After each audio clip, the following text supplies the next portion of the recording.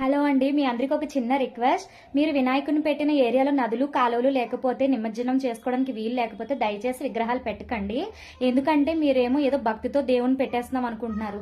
ఈ రోజు లైవ్ లో చూసానండి, ఊరేగింపులో దేవుడి విగ్రహానికి టచ్ అయ్యేలాగా కాలి చెప్పులతోటి పక్కనే నుంచున్నారు.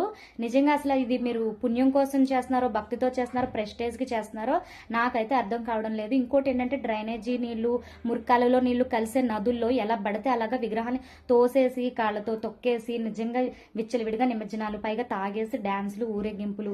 అసలు ఇది మీరు పుణ్యానికి చేస్తున్నట్లేదు, లేనిపోని పాపాలు తెచ్చుకుంటున్నారండి. మీకు నిజంగా దేవుడి మీద భక్తి ఉంటే ఆ రోజు వినాయక చవితి రోజు ఒక్క పూట తినడానికి తిండి లేని వాళ్ళకి ఏ అన్నదానమో లేకపోతే పులిహోర పొట్లాలో పంచండి. అప్పుడైనా దేవుడి మీద ప్రేమ ఉన్నట్టు ఒప్పుకుంటాం. ఒకసారి మనం వర్షం పడితేనే ఆ బురద నీటిలో వెళ్లకుండా మనం డ్రెస్ పైకి ఎత్తుకొని నడుస్తాం, ఇంటికి వచ్చినా కాలు కడుకుంటాం. అలాంటి వేస్టేజ్ వాటర్లో దేవుడి విగ్రహాలు ముంచేస్తున్నారు. అసలు ఎంతవరకు న్యాయం చెప్పండి మీరేది.